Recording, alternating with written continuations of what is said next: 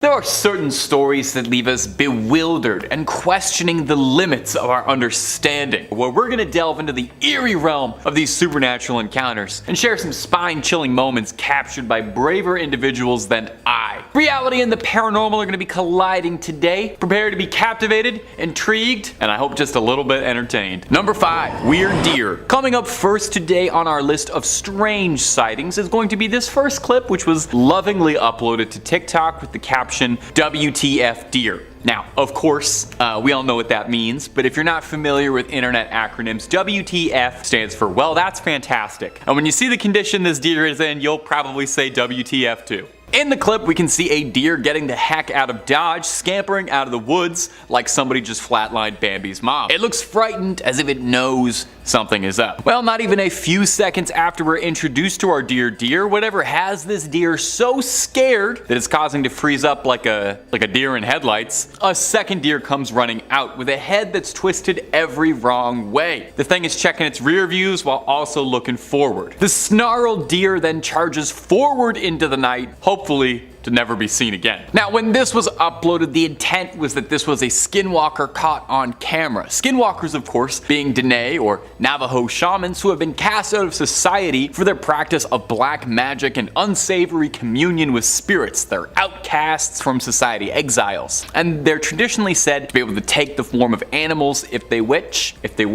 They're considered witches, not cryptids, and it should be stated too that indigenous people don't particularly enjoy these stories being repackaged. Now, in this clip, it seems to me like this is a deer with a bad neck injury, or maybe a manufacturing defect of some kind, struggling to survive. Now, while anything on this big blue marble is possible, to me, it's more likely this is just a deer who's probably in extreme pain than it is a shape-shifting witch. Personally, if I could shapeshift, I would shapeshift into a deer that had a regular neck. You let me know what you'd shapeshift into. And if you're looking for more footage of shape-shifting animals, creepy crawlers, ghouls and goblins, ghosts, conspiracies, true crime, fake crime, and a whole lot more, Top 5 Scary has all of that and then some. Seriously, if you can think it up, we've got a video or two on it. So click on through, hit subscribe, please make sure to hit that little bell so you don't miss anything, but if you do me a favor, do that at the end of this video, because I got 4 more weird things found in the woods coming up for you right now. Number 4, friendly neighbor. Our next clip is one that maybe you've seen before if you're like me and spend the days trolling the web for supernatural content, as it's a pretty freaky one. Now, there's some skepticism all around this script, you know? I'm naturally a bit of a skeptic. I'm more of a Scully than a Mulder, but this next clip is pure weird. We can see someone or something crawling around in the woods. Now, it looks human, but isn't that the whole point, to look deceptively human?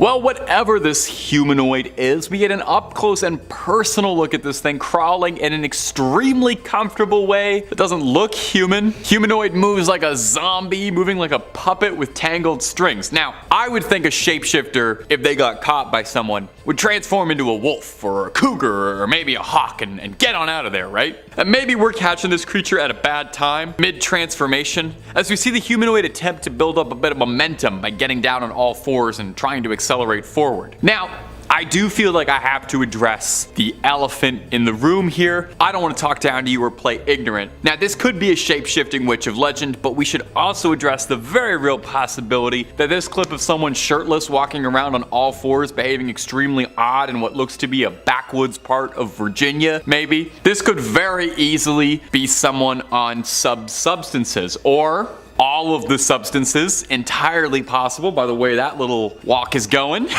This looks like there is a cocktail of things going on in that head right now. Whether or not this is a supernatural threat or a chemical one, we might not know, but I think we can all agree, completely horrifying, and I would prefer to never have to interact with that person. Number 3, the Beast of Exmoor. Whoa, with a name like the Beast of Exmoor, this thing's gotta be good, right? The Beast of Exmoor sounds like something you and a party of adventurers would set out to slay to restore peace and balance to Eternia. So what is the mighty Beast of Exmoor? Well, it's in Exmoor in the UK, which is a real place and not a fantasy castle, where it gets its name, and locals tell the story of a gigantic, elusive cat. In the 80s, there were all sorts of stories and sightings of a massive cat being described as similar to a puma or a panther being spotted around the Exmoor area. A farmer around the area claimed that he had lost over 100 sheep in his care, and all of them lost in strange, unnervingly violent ways. Injuries that looked like a feral creature had mauled them. Skin peeled back, skulls crushed, throats cut. This grew the notoriety of the elusive creature, and where all these sightings come from. People would claim that they'd see this huge beast like a black leopard stalking the plains. In fact, it was theorized for a while that it was possible that the beast of Exmoor was a cougar or another big cat that had been owned by some sort of exotic collector, not naming any particular reality TV big cat owners, that had either gotten loose or let out into the wild to roam free, wreaking absolute havoc on an otherwise sleepy countryside. The problem got so bad that the Daily Express, which admittedly is a gossip rag, offered a cash reward for anyone who could bring the body of the beast of Exmoor. Unfortunately, Geralt of Rivia was preoccupied, so no one was able to take this deal up. In 2006, a Devon farmer noticed the bones of a puma on his estate, which is odd, as there are very few pumas roaming the British countryside. There's cougars, yes, there's a lot of cougars in Great Britain and the UK, but I wouldn't consider Catherine Zeta-Jones a threat. So was the bones found the remnants of the beast of Exmoor, or does this elusive cryptid still stalk the night, attacking sheep? The frustrating thing about hunting a cat cryptid is there's no way it's gonna come when you call it. Best thing you can do is put out a big cardboard box and hope that it'll jump inside that, because it's a cat. Number 2, Goatman. Okay, some of these cryptids have been a little grounded, realistic animals that got loose or whatever. I'm over that. We need one on this list that's just completely out there in every regard, supernatural and wild. So let's discuss the nastiest kid in Maryland, the Goatman. Now, he might look a bit like Mr. Tumnus, beloved childhood character, but he is not taking you anywhere as nice as Narnia anytime soon, and he sure as heck don't got no Turkish delight for you. He manifests as a half-human, half-goat, a satyr of sorts, and sightings and descriptions describe him as having a goat's head and the body of a man. The legend of the Goatman started down in Maryland, and is primarily where most of his legends come from, but he's also been sighted around Louisiana and Texas as well. We love a Goatman that's well-traveled. Goats have been figures in myths and folklore for generations, with goats thought to be associated with Satan and demons, but the Goatman himself is all Maryland. Depending on who's telling the story, he's just a supernatural entity that wanders the woods, or maybe he's a former goat farmer who became deranged after losing one too many goats and he's a madman in a costume. If that origin leaves a little bit to be desired, he's also got a fantastic comic book bad guy origin story where he's the product of a science experiment gone wrong to, I don't know, merge a man with a goat, I guess. Anyway, he breaks out of the lab Stranger Things style and creeps through the woods, hatchet in hand, attacking passersby dare disturb his territory with an axe. The Goatman was a fairly popular campfire story and urban legend through the 70s and 80s amongst teenagers, where the creature was said to haunt Lover's Lane, looking for canoodlers where he'd split up the action with a sharp axe like he's Jason Voorhees with a set of horns. For any of my Maryland viewers, shout out for me. Is Goatman still a big deal? Do the kids still tell stories about him? I love this guy, so I am curious. Number 1, the Hat Man. Now, a lot of these entries and stories and cryptids have been told for generations over and over, so I think it's only fitting that I get with the times a little bit and we start talking about a modern cryptid. The Hat Man is the most recently talked about cryptid on this list, if you can call it that. Is cryptid the right word for a shadow person? I don't know, but it's my list, and if anyone wants to correct me, the Hat Man is welcome to come down to the studio. Interestingly, almost everyone who reports seeing this mysterious Hat Man describes it almost exactly the same way. A spindly, tall, shadowy figure that is wearing a hat, hence the name. Some people see a top hat, some see an old, like, newsman's fedora. Everyone says his attire is out of date by a century or two, so no new era fitted on this guy. You can't see his face at all, just shadows, and the only thing you can make out are his dead, pinprick eyes, shining red in contrast to the darkness of the rest of his physique. And he is watching you. Now, what does the Hat Man do besides checking in on you at night? People who report seeing him appear to be people who are suffering from sleep paralysis or insomnia, and most sightings or reports describe him as being benign, if not terrifying. Watching you, studying you, what have you. There are some, however, who claim that he's not just a visitor and he's a little more sinister than that. Some people tell stories of getting an appearance from the Hat Man and feeling choked or burning sensations on their scalps or chest, or just feeling like a general general overwhelming terror and nausea, which I think is totally reasonable if there was a shadow demon in the corner of my room watching me. Now, some people who've seen him claim that he feeds off your emotions, and that the people who are visited by the Hat Man are those who are already struggling with something like great stress or mental illness, which is probably definitely not made better by a shadow demon. Sometimes people in the same family claim that they can see him. So what's he doing? Is he targeting specific people, or is it certain emotions that he hungers about? Thinking about him already is enough to make my hair stand on end and squint at the coat rack in my room when I turn the lights off. I think I'm gonna sleep with just the lights on tonight, just to like be safe and make sure my cats don't bump into anything or anything. Kicking off at number 5, the Silver Woman. And this story comes from a police motorway patrol woman from Portsmouth, England, who explains that her career regularly confronts her with situations that are both bizarre and unnerving. But this one kind of takes the cake. On the 25th of November around 6:30 PM during a routine speed camera setup in the Portsmouth city centre, her speed trap began picking up random tracings of non-existent objects in pitch black darkness, hurtling past her vehicle at around 30 to 40 miles per hour. Now, I know what you might be thinking, the device was obviously malfunctioning, but that wasn't the case, and our police officer had already thought of that. She trained the camera manually back onto the road surface to see what had been picked up, and she was shocked to discover that on the screen was what could only be described as humanoid figures running up and down the street at about 40 feet ahead of the vehicle.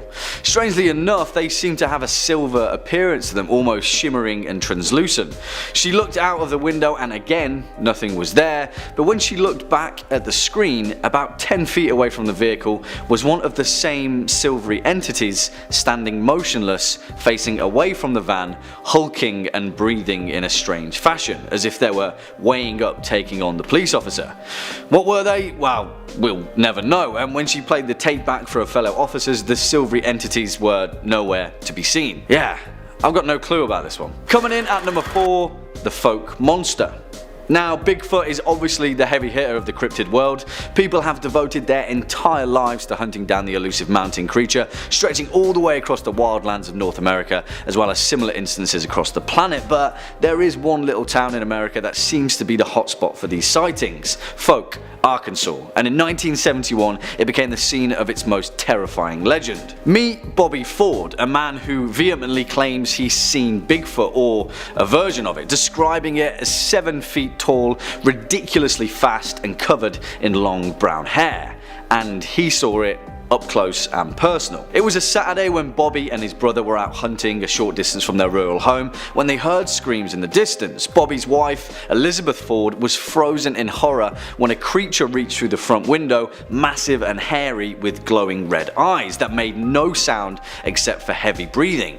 When Bobby and his brother ran back to the home, the creature turned and grabbed him as he sprinted up to the porch. It tackled him to the ground with ease and then disappeared into the woodland. The creature had left behind clear tracks in the house and nearby area, 3-toed footprints that matched the deep 3-fingered scratches that were made in the wood of the front porch. Bobby Ford was rushed to hospital and treated for minor wounds and shock, and the family were so terrified by the encounter that they moved out. They'd only lived there a week. That's terrible timing. Next up at number 3, the Greyman of Ben McDoui. Ben McDoui in Gaelic, Mountain of the Son of Duff, is an awe-inspiring peak of the Scottish Highlands, staking the claim as one of Britain's highest mountains and the highest of the Cairngorms National Park. It's been scaled by countless people throughout history, but there are those that claim that there's something more sinister living out on the mountain: the Greyman of Ben McDoui, and it doesn't like visitors. The creature is said to be at least 20 feet tall, and one eyewitness of the creature's presence, a respected professor and mountain climber named Norman Colley, said that he was first aware of something following him during his ascent after hearing strange footsteps behind him. Alone, isolated on the mountain, something was following him. And it wasn't human. The footsteps were laborious and delayed, as if that whatever was following him was much taller than he was. When he saw it, he described the grey man as vaguely human shaped, brown in hue and fur, and shrouded in a strange grey mist. In 1945, a similar thing happened to a renowned mountain climber named Peter Densham, who described the exact same encounter with the exact same creature.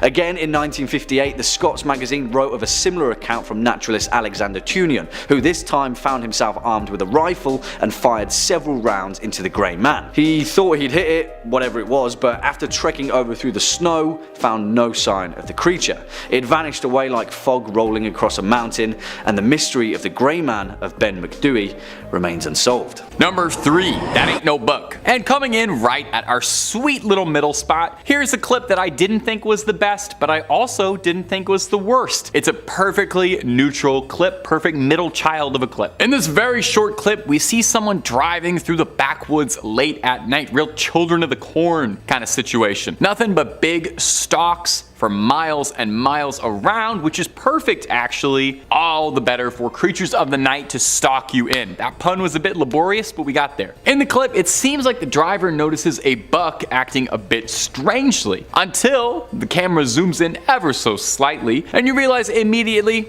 just like the title said, that ain't no buck. We see a bizarre creature on its hind legs running far, far away from the person filming, which I'm sure the person filming wasn't upset about at all. Now this creature looks the most like what I think people imagine a skinwalker looks like when they imagine it. Some wretched mix of flesh and animal skin running through the night hunting for prey. I'm actually not sure what this could be. I mean, it could be somebody, again, on some substances running through the woods late at night. A lot of these, I've always got a possibility for what these creatures could be. I like to think I have a reasonable explanation for everything, but this, I don't know. All I can tell you for sure is that ain't no buck. It's an unexplained sighting caught on camera, after all. You want me to try and explain the unexplained? That's the whole purpose of it. They're unexplained. You simply can't explain them. Number 2, the corvid. Coming up next on our list of strange sightings of shape-shifting shamans is this video uploaded to TikTok of a raven that's got people saying, "No more!" Like nevermore, quoth the raven, Edgar Allan Poe. I don't know.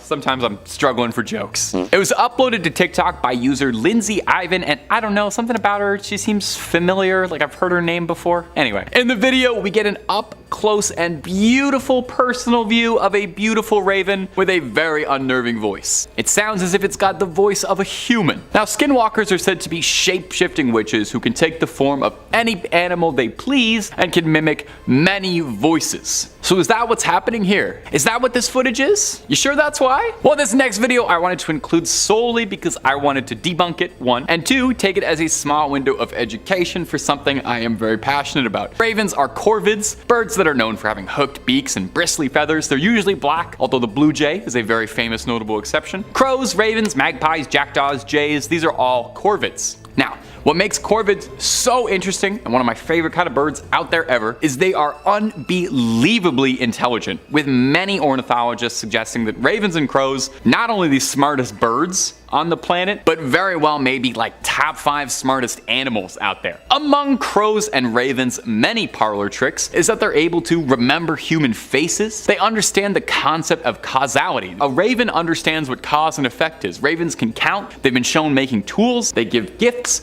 they solve puzzles, and they can mimic sounds they hear with alarming clarity like a parrot. Everyone thinks of a parrot as a bird that can talk, but a crow and a raven can do it as well. So this beautiful bird in this clip is showing off his vocal range by mimicking human speech that he'd heard in a wondrous display of intellect from one of nature's most staggeringly impressive creatures. Or, of course, it could be a shape-shifting warlock of Dene legend that is grossly misattributed to almost every single random encounter on TikTok because the name sounds cool and people don't research things. Could be either one.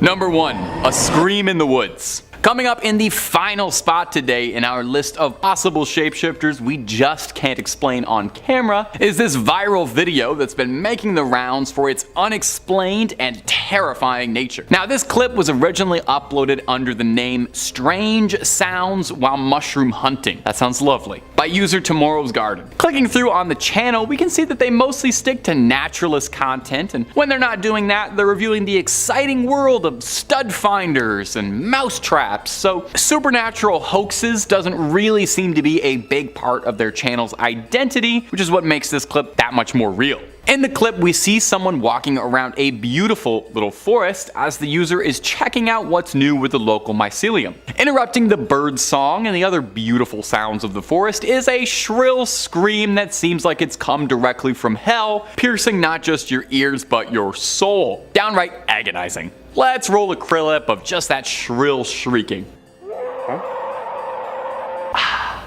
Pretty scary, right? Sounds like something that has crawled its way out of the depths of the pits of Tartarus and is deeply upset about it. Now, what unnerves me is how much you can maybe this doesn't make sense, hear a human scream inside the animal scream, if you follow me. The best part of this video though is that after the scream peters out, realizing that he's probably now hanging around somewhere where some sort of horrific flesh beast is lingering, he announces to himself very quietly, "I think it's time to go now." He says it so quietly and normally, it's hilarious. Unlike every horror movie guy ever, he just calmly decides to get out, and that's why he survived to upload this video, and Tomorrow's Garden, we thank you for it. Number 5, Mothman. We had to start with a classic. He was either going to be number 5 or number 1, and I figured we'd get him out of the way first. He's maybe one of the most universally recognized and classic cryptids out there. He's West Virginia's unofficial mascot, and he's as beloved as the Appalachians and buckwheat pancakes. You've probably heard of Mothman a bunch before, but do you know his backstory?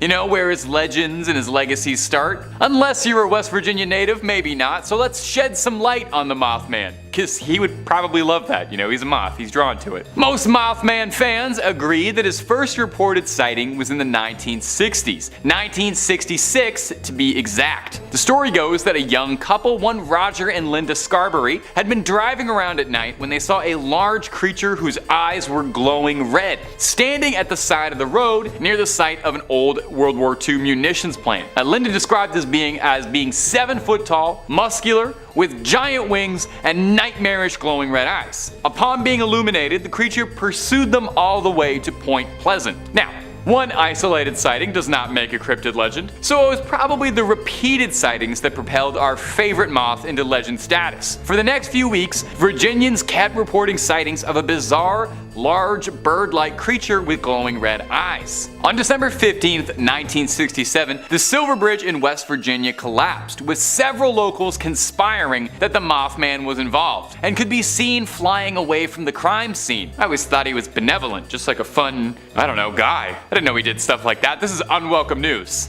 Maybe it's just because we all like the idea of him so much. He does look weirdly cuddly, but Mothman is an absolutely beloved figure to West Virginia and cryptid fans all over. He's kind of larger than life, and it's easy to forget that the first initial sightings and reports of him was that he was a paranormal threat intent on harming humans, considering just how adorable he is now. He's got movies, stuffed toys, and even a festival in his hometown dedicated to celebrating our favorite freak. And if you're looking for more stories of freaks of nature, or the nature of freaks, stories too good to be true and stories too true to be good, well, we've got all of that and then some on Top 5 Scary. Click through, I guarantee you'll find something you like, and then subscribe and stay scared if you do. But hey, keep watching this video first, because we got way more cryptids to get through before we hit the credits. Let's keep going. Number 4, the Rougarou. Oh, that is so fun to say. Say that at home with me around. Rougarou. Oh, rolls off the tongue. Our next entry takes us deep into the swamps of Louisiana. Deep beneath the brush of the bayou, amidst all the flies, crawfish, toads, and gators, lies something sinister in the sunshiny Pelican State. Alright, I'll knock that off. I won't do that for the rest of the video. I won't torture you. The Rougarou is a centuries-old cryptid, a more Cajun answer to the werewolf. The name Rougarou actually is a direct link from the French word for werewolf, Lougarou, shifting over time. If you L to an R if you can hear it there, I don't know. My accent's not great. The history of the Rougarou can vary greatly, with differing legends and conflicting fables telling different stories of the beast's origins or motives, but it can all be traced all the way back to medieval France. Back in those days, a lot could go wrong. Lost crops, your livestock goes missing, your children go missing, your house burns down, all your investments in cryptocurrency go up in smoke, and all your apes get stolen. Any number of terrible things could happen to a French medieval peasant. And when that would happen, instead of cursing out or lashing out at the sky, you would blame the Rougarou for your troubles. It's very easy to pin all your problems on an imaginary werewolf. I do that all the time. I stub my toe, I curse out a werewolf. Villages would capture people who they believed to be acting strangely, or even sometimes just somebody who lived out in the woods and pin all the blame on the village's problems on them for being a werewolf. So unfair the discrimination werewolves receive. This tradition of blaming an invisible werewolf for your problems led to the Rougarou becoming a fixture in legends passed down from French Catholics, mostly about behaving. Stories would be told of how if you didn't behave, you didn't follow your parents' rules, the Rougarou would come and he'd snatch you from your bed in the middle of the night and carry off in the woods. Or sometimes he's like a very Catholic monster. If you didn't adhere to the rules of Lent every year, your sinful ways would see you transforming into a Rougarou. So it's a Catholic werewolf born out of naughty behavior instead of being bit by one. How exactly someone like transforms into a Rougarou is not made super clear, like if it only happens on full moons or if it's a one and done kind of thing and then you're a furry for life. All that's known is that the Rougarou is a deadly creature of the night, stalking the swamps, giving pause to travelers who dare explore the bayou late at night. But hey, so long as you mind your P's and Q's and you promise to give up whatever you said you would for Lent, you and the Rougarou should be headed in different directions. Hopefully. Swinging in at number 2, the Cabbagetown Tunnel Monster, which is an urban legend from my current stomping grounds of Toronto, Ontario, that is grounded in such bizarre circumstances that it remains a warning not to go wandering through the dark tunnels of downtown Toronto. I'm talking about the path. Ever. Don't go there. In 1978, in the eastern Cabbagetown district of Toronto, a 51-year-old man known as Ernest had a terrifying encounter in the network of tunnels that sprawl beneath the city. He had been out searching the neighborhood for a missing kitten that him and his wife had been raising when he stumbled across a tunnel entrance and decided to explore. After venturing 10 feet into the gloom, Ernest suddenly came across a creature that looked somewhat like a long, thin monkey, around 3 feet in height, with large teeth and covered in grey fur. It had unsettling eyes, he described, that peered out of the darkness in a bright orange hue. Even more unsettling, Ernest claimed that the creature spoke to him. "Go away, go away," it said in a hissing voice before slinking down a tunnel off onto the side. Ernest was reluctant to come forward with his story. He was a respected member of the community and he feared that he'd be ridiculed by his peers, but after being convinced by a friend, he spoke to the Toronto Sun, and a group of journalists and investigators followed him into the same tunnel. Although they didn't see the creature, they did see that the narrow tunnel led to a strange, gloomy chasm that dropped into the unseen sewer system below. And even stranger, they found the maimed, half-eaten carcass of a cat buried loosely beneath the dirt and debris. It permeated the legend of the Cabbagetown Tunnel Monster, and whatever it was, we may never know for sure. Just stay away. And finally, our number 1 spot, the Jersey Devil. Of course, it has to be perhaps one of the most notorious cryptids of all time, the famed Devil of Jersey, whose origin dates all the way back to when New Jersey was still a British colony. Hundreds upon hundreds of tales have been spawned from the legend of the Jersey Devil, dating from the early 1700s right up to recent times. As the legend goes, Mrs. Jane Leeds came from a poor family who carved out an existence in the bleak pine barrens of Jersey, a rugged place with dense forests, sandy soil and deep swamps. In 1735, Mrs. Leeds discovered that she was pregnant with a 13th child, which is, as they say, unlucky for some. Now, Mrs. Leeds wasn't too keen on giving birth, to say the least, and she claimed to friends and relatives that the devil can take the next one. And that's exactly what he did. When the baby was born, it was monstrous, with a scaly reptilian body, a horse's head, bat's wings and a long forked tail. He spread his wings, shot up out of the chimney and soared out across the pine barrens. The legend of the Jersey Devil was born. Now, whatever you think of this cryptid, truth or urban legend, it's the frequency that the Jersey Devil appears in contemporary folklore that is important. Hundreds of people have reported sightings of a strange bat-like creature with wings and a forked tail, flapping its wings across the pine barrens and cackling into the night. In 1816, Joseph Bonaparte, the brother of Napoleon, reported seeing the creature while hunting game in the woods. In 1840, a respected minister pointed his congregation towards a ghastly creature flapping above his church, and in 1909, literally thousands of people saw the same creature on the same day at the same time at multiple locations. In fact, it got so bad that schools had to close down and people just flat out refused to go outside.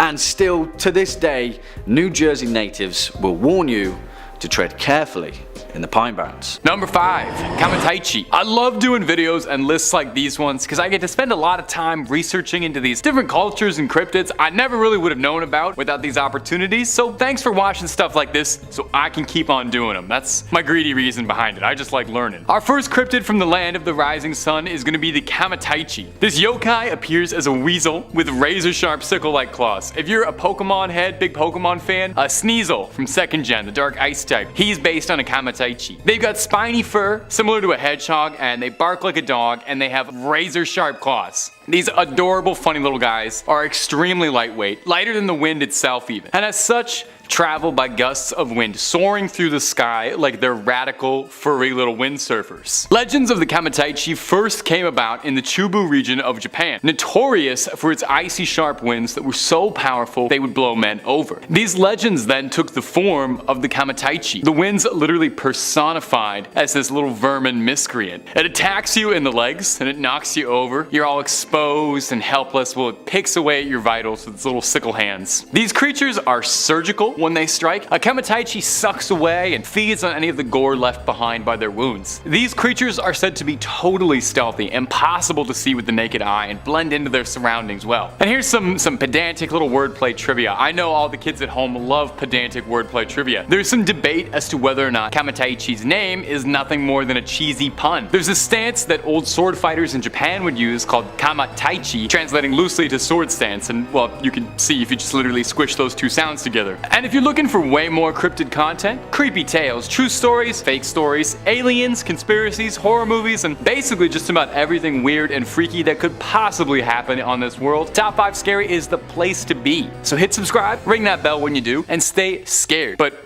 also stay watching this video, okay? Nothing I love more than seeing you guys watch them all the way to the end. Now let's keep going. Number 4, Teke-Teke. Coming in next is gonna be a fairly newer urban legend, but it gripped me so much I had to include it in this. It's the Teke-Teke. Teke-Teke is a legend about the ghost of a student who was slain when she fell onto a railway line, where she was then split in half by a train. No easy way to say that, might as well just get it out of the way. Much like an Onryo, which, hold on to that thought for now, we're gonna come back to that in a minute. She's a vengeful spirit of a wronged woman who lurks train stations at night stalking out for her victims. She drags herself across the ground using her arms, dragging the spine sticking out of her torso, scraping across the ground, making a horrifying Teke-Teke, Teke-Teke, Teke-Teke sound from where she gets her name. And you thought that was just like a cute little sounding name, didn't you? Nope. Try if you can. Just try to get the mental image out of your head of a ghost girl clawing along on just her hands and elbows and her spine following along behind her. She's also carrying a giant sickle with her, so there's that too. She's really not much of a farmer, so I'll tell you right now, she's not using that for crops. If she finds you, Teke-Teke will chase you and slice you in half. Whoops.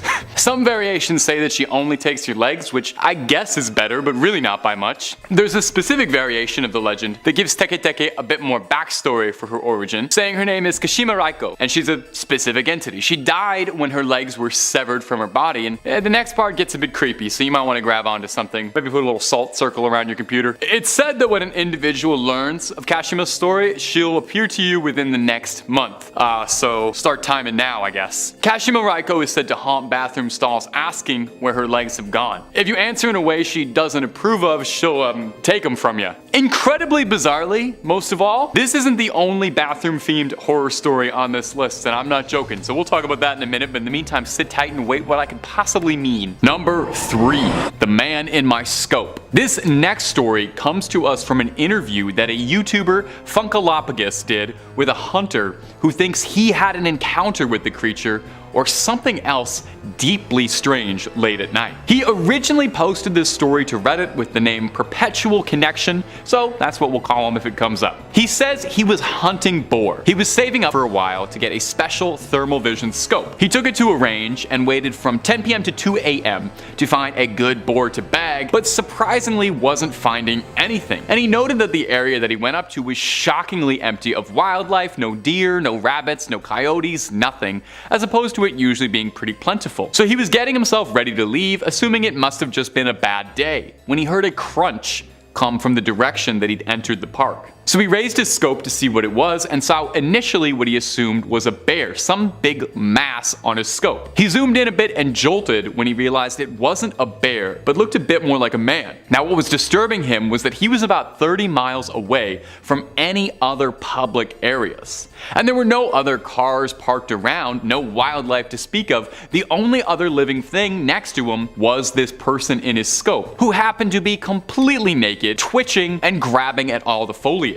The OP then says that the mysterious figure looked up at him and in an extremely unsettling, high-pitched feminine voice began to call out for help. The hunter believed that he was being trapped and scrambled to escape. He said it didn't sound like this voice should be coming from this entity, and he said that the creature was staring at him with a wide smile and unfurled itself standing on its back legs, standing 6 feet tall or maybe more. He pointed his weapon at the unknown entity and warned for it to stand down, and said that it arched on its fours again and hissed at him like a cat before disappearing into the brush, screeching in wail. The hunter would return to his car and drive off in an absolute panic, I think like most of us would, and he would tell authorities what he saw, but he was only reprimanded for hunting at night. I mean, fair enough. If I reported that story to the sheriff or something, I think I as the sheriff would hear that and just, scratch that off, be like, oh, I'm not messing with that. So what do you think? Did he happen to come across someone in the woods who was just having a wild night on all of the substances, or was that a close encounter with death that he narrowly avoided? Number 2, the 2019 sighting. This next sighting happened in 2019. It's the same time as the first point. Coincidence? Absolutely, but worth mentioning nonetheless. This next story was posted to Reddit by a user named Bradley Innovates. Bradley tells about how he had just been discharged, honorably, don't worry, from the Marines and was returning home to his home state of Alabama. Sweet home Alabama, and was catching up visiting on old friends. His best friend Jacob in particular, the two of them had been friends their whole life and usually got up to, boyhood stuff, hanging out in the woods, that kind of thing. The two of them traveled out to a secluded campsite that they'd enjoyed when they were younger, bringing a long arm with them for target practice. The two were chatting and eventually got onto stories of cryptids in the woods, namely, you guessed it, the Wendigo. His friend told him one could summon this creature by speaking its name 3 times into the woods like Bloody Mary. I've said its name like 9 times in this video. I'm speaking into a camera, so I hope that's okay. I hope I'm not cursing you out there. Might be best just to sage your house a little bit after watching this video. Anyway, Bradley played along and spoke his name out 3 times, only to discover nothing happened. Until he heard a snap in the woods,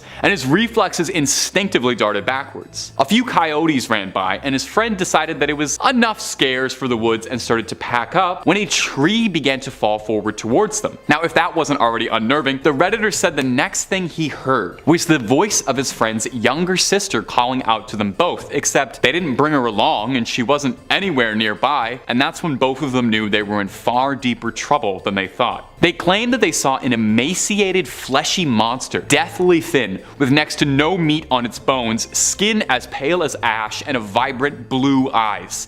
That actually sounds pretty familiar, to be honest. The men fired at it and ran screaming from the woods towards their car. They escaped, horrified by what they saw, but luckily alive. If this story is true, then that has to be a real-life encounter with the creature.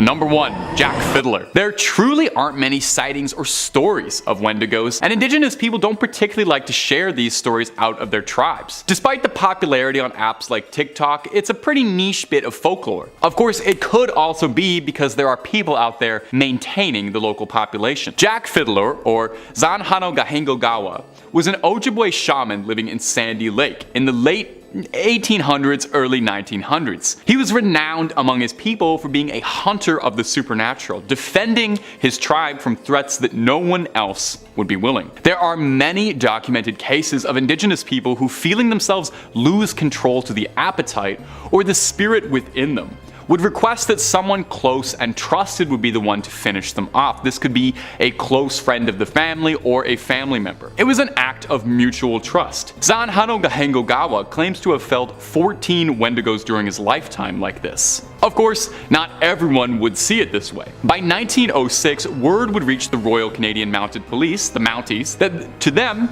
there was a, this is a quote, a band of pagans in the habit of killing one another whenever one gets delirious through fever or other causes. By 1907, the mounted police had arrested Zanhano Gahingogawa and his brother Pescoquan for the death of Pescoquan's daughter-in-law. Locals in the tribe decried the decision, saying they didn't understand, and that the man they were accusing of being a killer was a quiet, dignified man who lived with a clear conscience. After 15 weeks of imprisonment, Zanhano Gahingogawa would escape from the police escort holding him. When they found him, he was lying on a rock with a sash tied in a knot around his neck. It was his way out of escaping persecution. It's kind of a sad end. I probably should have ended on like a joke or something. I don't have one. I don't have a joke about that. Kicking off at number 5, the Loveland Frogmen. Hailing from the misty swamps and vast wetlands of rural Ohio, the Loveland Frogmen, also affectionately known as the Loveland Lizards, are a cryptid unlike no other and have reportedly appeared under several bizarre circumstances on a regular basis in Ohio's Clermont County. Allegedly, the first sightings of these eerie bipedal amphibians first occurred in 1955 and has proven to be one of the most intriguing cryptozoological mysteries in North America. The creatures themselves allegedly live in the temperate forests and wetlands of Clermont County and are able to survive the cold winters of the region without having to hibernate. Useful. During their first sighting at approximately 3:30 AM, a local businessman was driven down a lonely stretch of road running alongside the Miami River on the outskirts of the small town known as Loveland, Ohio. Suddenly and out of nowhere, the man claimed to have witnessed 3 bipedal quasi-reptilian entities emerge from the dense reeds and begin to congregate by the side of the road. The man slowed down and turned out his lights as he pulled his car up to a curb to observe these creatures further. He claimed that they stood between 3 and 4 feet tall, were covered with leathery skin and had webbed hands and feet. Their most distinguishing feature though was their distinctly frog-like head, which the man claimed bore deep wrinkles where their hair should have been. Well, since then, over 5 more sightings of the Loveland Frogmen have occurred over a 60-year period. What do you guys think? What's going on, Ohio? Next up at number 4, the Nameless Thing of Berkeley Square. And I absolutely love this story either way, because if you've ever heard of the famed 50 Berkeley Square in London, England, then you'll know that, cryptid or not, this place is terrifying enough. It's proof as well that there are some cases out there which irk on the realm of the paranormal and become a category so unexplainable that they don't really fit into anything, or can fit into anything.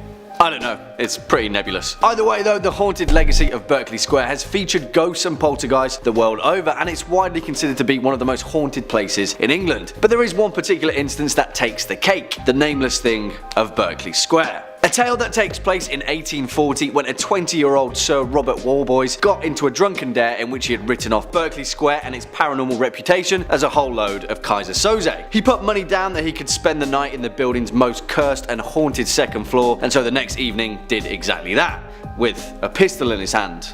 For robbers, I guess, and a makeshift pulley line attached to a bell in case he saw anything out of the ordinary. He drank a whole load of courage and tried to get some shut-eye, but well, of course, young Bobby Warboy's story cuts out there when the landlord was awoken by the bell rig ringing incessantly and ran upstairs to check on him. He found Robert Warboys dead as a doornail, slouched in the corner with his eyes bulging in terror. Legend has it that the landlord witnessed an amorphous, shadowy form with slime oozing from it, claws and tentacles and all dripping from its form, suddenly slink back into the shadows of the corner of the room and disappear. And since then, tales of the Nameless Thing of Berkeley Square are more common than any of us would actually like. Swinging in at number 3, the Kinderhook Blob, which is just a great name, really, isn't it? And if I'm being honest, the legend of the Kinderhook Blob is exactly what cryptid tales are made of, so strap in. It's sometime in 1962 New York, and on 6 separate occasions, multiple witnesses encountered a floating, mysterious blob-like creature that was so terrifying in its form that 2 men armed with shotguns fled in terror. The initial encounter was from a 10-year-old boy named Hallenbeck and his 7-year-old cousin Chari. They were playing in the dense woods nearby their house when all of a sudden they both heard this really high-pitched whistle noise, and suddenly, from behind a nearby pine tree, they witnessed a white amorphous object appear in full view, which slowly began writhing toward them. On 5 more occasions, which insanely would happen over the next 12 years, all the way until 1978, dozens of eyewitnesses would explain in vivid detail similar accounts of an amorphous white blob-like creature that would emerge from the woods, often attaching its tendrils to trees whilst incessantly making its way towards its victims, causing them to flee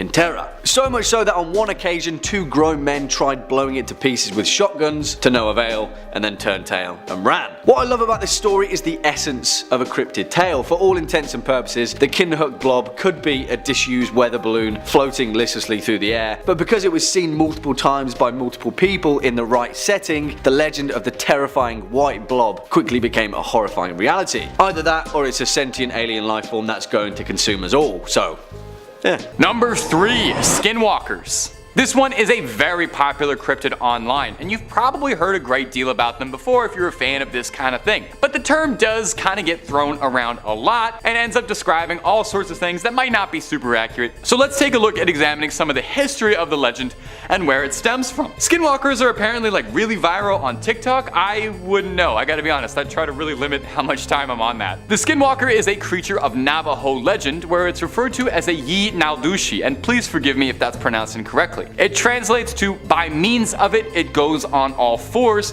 referring to their tendency to walk like an animal. Navajo witches and skinwalkers go against traditional Navajo values and are seen as the antithesis of their core beliefs. As well, it's worth adding, legends of skinwalkers and Navajo witches are not particularly well known or well told outside of indigenous communities, and some indigenous advocates and groups are not the biggest fan of their folklore and cultural history being made into fodder for ghost stories. Animals commonly associated with skinwalkers are coyotes, wolves, foxes, eagles, owls, or crows, but skinwalkers are said to be able to have the power to assume the form of any animal they see fit. Now, a variation of the legend surrounding the creature is that they're able to extend this ability to taking the face of a human victim, which is extremely scary. Some legends say that skinwalkers gain power from a victim's fear and that they prey on those who are afraid. And some state that looking into the eyes of one will cause your body to seize up, overtaken by the fear, where it will then attack you. On TikTok, as I've come to understand from some very intensive research and definitely not just goofing off at my desk watching TikToks of cats falling down on my phone, is that skinwalkers are popularly thought to be a creature imitating humans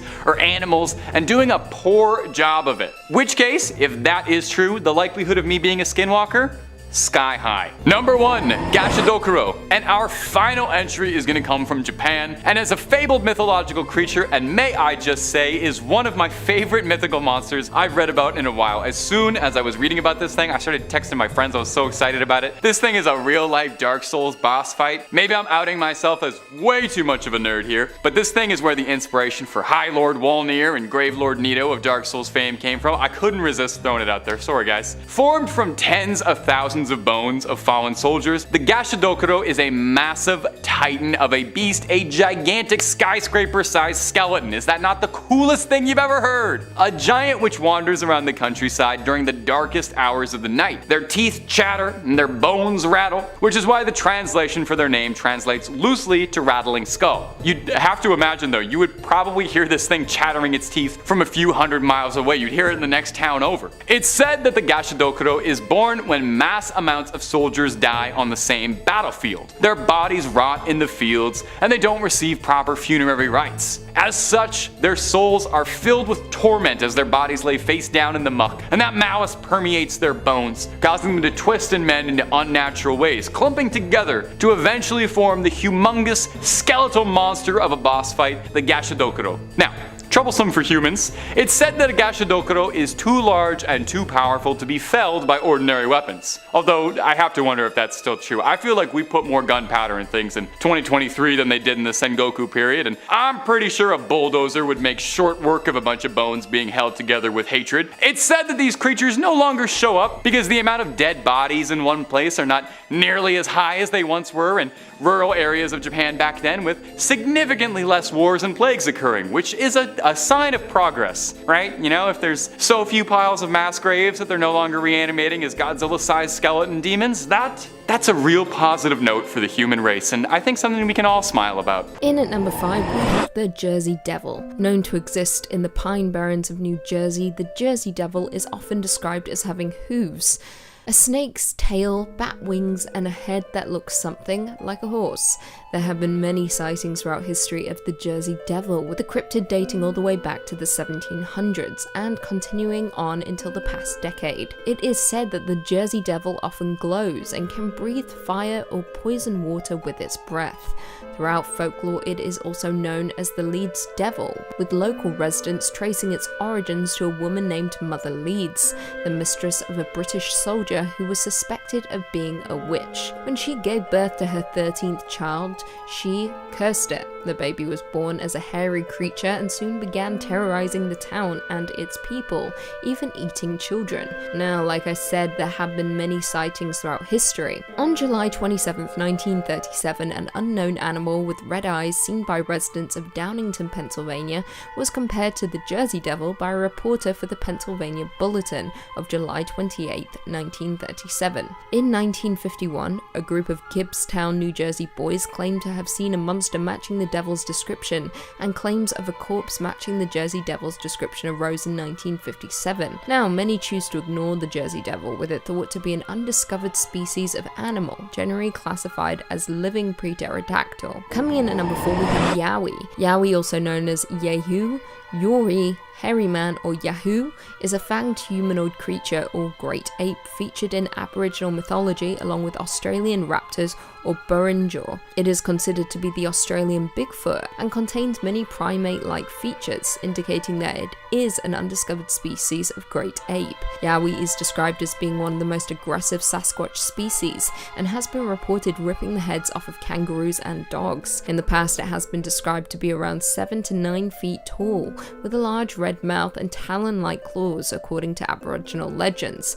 It is also noted as having 2 large fang-like canines which distinguish the Yowie from the other Bigfoot species. There are around 140 placental mammals known to exist in Australia, most belonging to the order Chiroptera and Rodentia. Some cryptozoologists theorize that the Yowie could be some form of bipedal marsupial, such as a descendant of the New Guinea Hulutherium. Coming in at number 3, we have Mongolian death worm. The Mongolian death worm, also known as its native name, Olgoi korakoi, meaning intestine worm, due to its red blood-like color and size, which is the size of an intestine.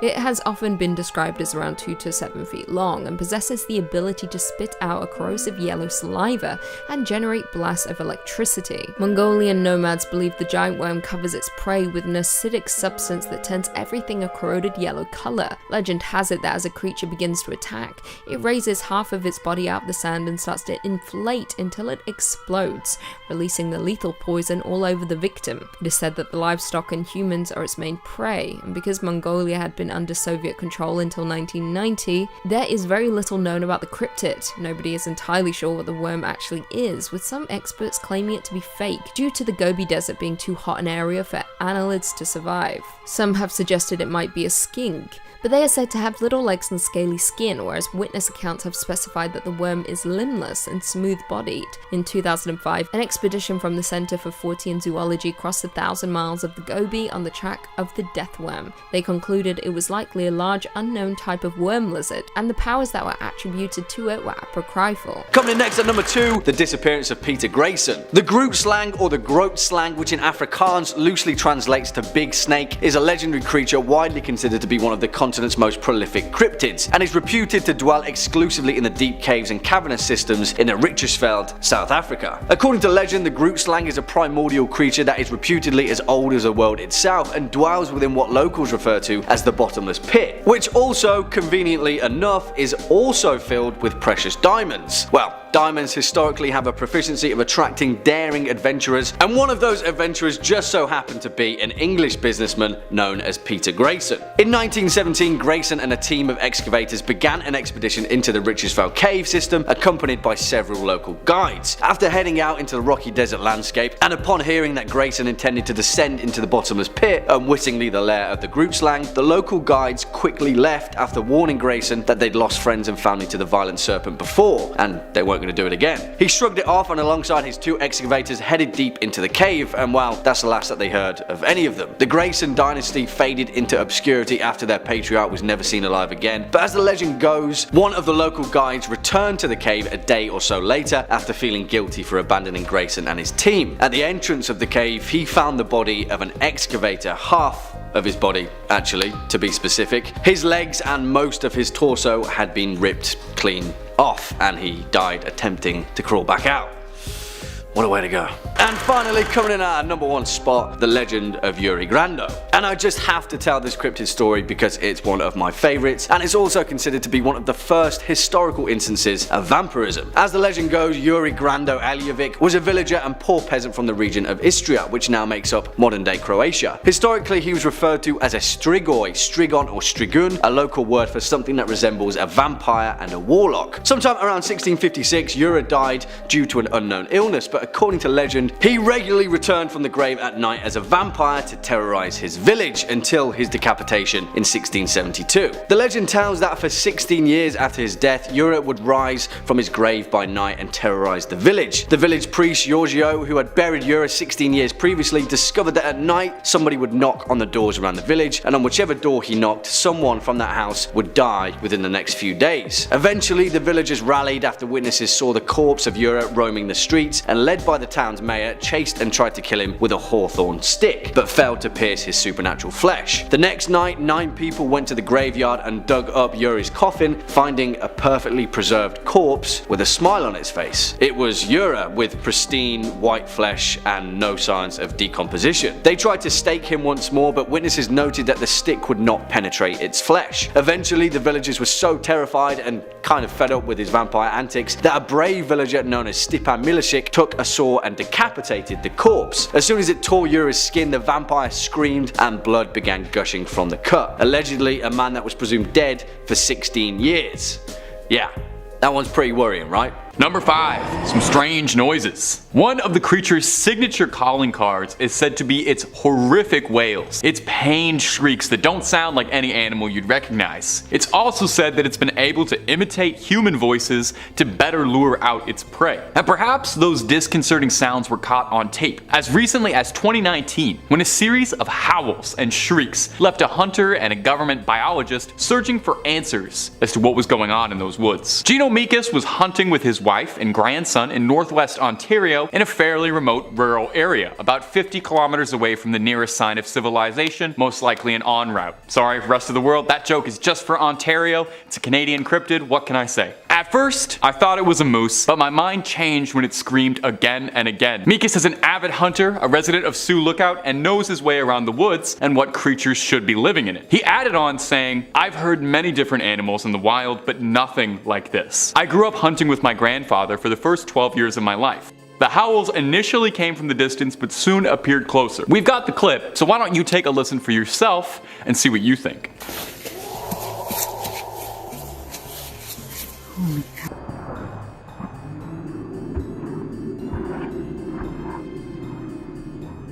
Now, some speculated that it could be a grizzly bear. However, there's not a lot of evidence for that since grizzlies don't really live in these surrounding areas. They are known to roam, but there's not reports of grizzly bears nearby. Others speculated that it could be a wolf, which definitely is possible, but you would think that an expert seasoned hunter would recognize a wolf. So, there's a number of people who speculate that this could be the mythical Wendigo caught on tape. And if you're looking for way more stories of folklore, creatures, cryptids, well, you already know what channel I'm gonna recommend. It's the one you're watching right now. We've got tons and tons of scary lists just waiting for you to discover. So hit that subscribe button, please make sure to hit that bell so you don't miss a single scream and get all caught up. But do that at the end of this video if you wouldn't mind. I got way more Wendigo sightings coming up for you. Number 4, Southern Ontario sighting. Our next story also comes to us from my home province of Ontario. Makes a lot of sense. It's where a number of regional myths revolving around the Wendigo all originally stem from. Now this one comes to us from an anonymous Redditor who posted to the Skinwalkers subreddit detailing a strange encounter that they had, possibly with the creature. You take a listen to this. "I decided to take my dog out for a walk this afternoon and not put my headphones in. As we were walking along, I heard a voice calling out my name in a sing-songy way. I stopped and looked around and I called for my dog to come back to me, and he stopped where he was and stared at me for a while and then eventually came to me. I didn't acknowledge it. I walked around a little more and still didn't see anything. Now, I live with my parents, and my mom knows that stories about skinwalkers freak me out. A few days ago, we were having a bonfire, and she hid and tried to call for me in a scary voice to freak me out, so I assumed this was the same thing happening. I continued walking, and I heard "come over here," and I was so freaked out because this sounded like it was my voice saying it, and I heard this so much more clearly, like it was coming from inside my head. I have no idea what was out there this afternoon, but I can tell you for certain I will never walk out there without my headphones on again. Can honestly say this was the weirdest experience of my life. Now, if you believe the legends and folklore, if you hear the creature calling out for you, the only correct thing to do is to ignore its attempts to lure you away. You don't want to go toe to toe with this thing. You're not going to stand a chance. So it sounds like the original poster in this situation, even though they were scared out of their wits, still made the right decision and got off with just a scare and a story instead of something much, much worse. Coming in at number 2, we have Ahul. The Ahul or the Athol is a winged cryptid often portrayed as a giant bat or even a flying primate depending on the variation. Tales tell of it living in the deepest parts of the jungle of Java and can be found across most of Indonesia. Subspecies can be found on the neighbouring islands of New Guinea in the form of the Ropen, a presumed cousin to the Ahul. The Ropen aptly translates to demon flying and is also said to be a big bat, or more commonly a pterosaur. It is said to produce a light, possibly to attract fish. The Ropen is said to have a long snout, large wings, and a long thin crest. It has a distinct face that has features of both a chimpanzee's and a bat's, large dark eyes, red-skinned wings, large claws on its forearms, and is covered in grey fur. It is also noted as having a wingspan of 18 to 28 feet and is said to be the largest bat known to mankind. Now back to the Ahuls. They are said to be covered in a thick brown or black fur much like fruit bats, but unlike bats have a long powerful legs and claws and are supposedly capable of pouncing on and snatching up living prey, including humans. Sightings of these winged beasts are often dismissed simply as mistaken glimpses of owls, eagles, and other large birds of prey that inhabit the rainforests. However, many sources can confirm that the beast does in fact exist, and may even be an isolated and undiscovered species. And finally, coming in at number 1, we have Black Shuck. Black Shuck, or Old Shuck, or simply Shuck, is the name given to an unknown creature which is said to roam in East Anglia. It is one of the many ghostly black dogs recorded across the British Isles. The Black Shuck is often recorded as an omen of death, and some occasions a more companionable animal. Although it is classified as a cryptid, there have been various sightings and reports of the animal's appearance throughout the United Kingdom. For centuries throughout England, many have told tales of large black dogs with malevolent flaming eyes are often depicted as red or sometimes green. According to reports, the beast varies in size and stature from that of simply a large dog to being the size of a calf or even a horse. Other accounts report that Black Shuck as floating on a carpet of mist, or even appearing headless. According to folklore, the Shuck haunts East Anglia, primarily coastline, graveyard, side roads, body of water, and dark forest. W.A. Dutt, in his 1901 Highways and Byways in East Anglia, describes the creature, I quote, "He takes the form of a huge black dog and prowls along the dark lanes and lonesome field footpaths where, although his howling makes the hearer's blood run cold, his footfalls make no sound. You may know him at once, should you see him, by his fiery eye. He has but one, and like the Cyclops, is in the middle of his head. But such an encounter might bring you the worst of luck. It is even said that to meet him is to be warned that your death will occur before the end of the year." As I stated before, the Black Shuck has been reported many times, with one of the most notable reports being the appearance at the churches of Bungay and Blyberg in Suffolk.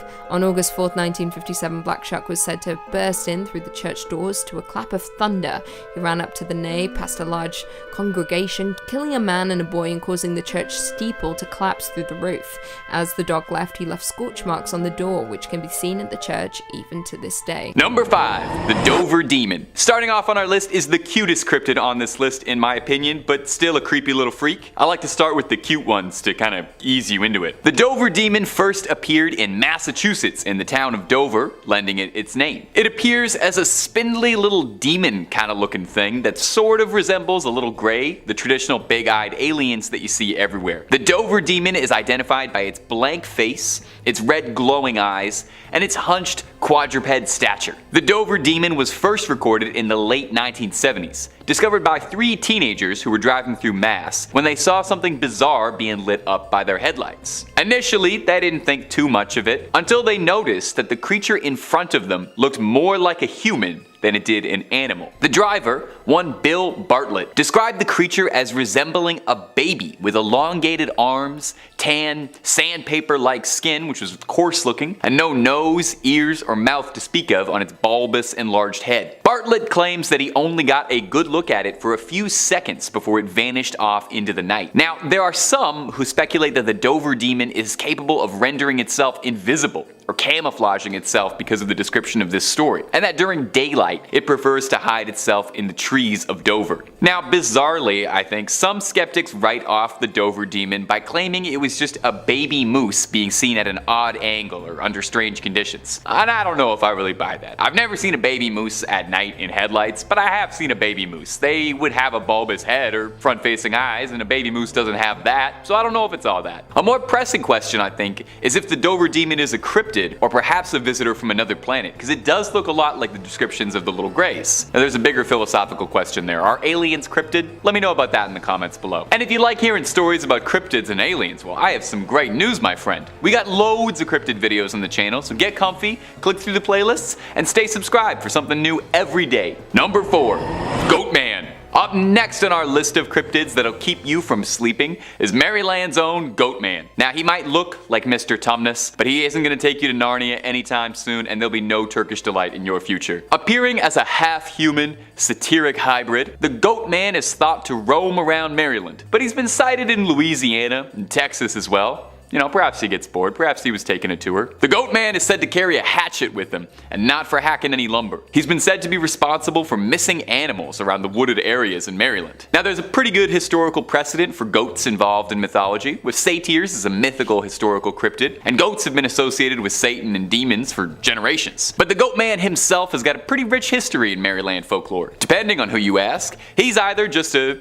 cryptid goat man who wanders the woods, or if that's not satisfying enough for you, one particularly colorful origin for the goat man is that it's the product of a mad scientist's experiment who was experimenting with goats, and when it went astray, the goat man broke loose and started attacking passersby with an axe. I really like this one, and I choose to believe it's 100% factual. The goat man is a pretty popular folk story with teenagers, with urban legends describing the beast hunting down those who are looking to spend a little quality time at Lover's Lane. It said he'll come and bleat ya.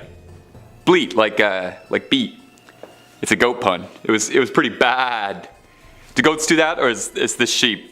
I'm not sure. You know what? I shouldn't be practicing here. We're gonna move on from this. The Goatman still hasn't been seen as much in recent years, and I sincerely hope that he's still out there. Number 3, Qualpalic. The Qualpalic, or the Qualipiluit, is an indigenous cryptid, with most stories emanating from Nunavut, Canada, and Alaska in the United States. The Qualpalic is described as appearing vaguely humanoid, but having scaly and bumpy skin, and long, stringy, disgusting black hair. They are described as being disgustingly ugly and that they reek of sulfur, and I think it's worth noting that you cannot find a single artist's depiction of these things that don't make them just look like vomitatiously gross. Interestingly, the creature is predominantly described as being a female monster, although some local variations of the stories exist where it is described as a male creature, but most tales revolving it describe it as a lady monster. The Qualpalic is a bit of an icy boogeyman, snatching up children who misbehave, waiting around thin ice to crack up and drag those children down into freezing cold water. It's thought that the origin of this creature was first told as a story for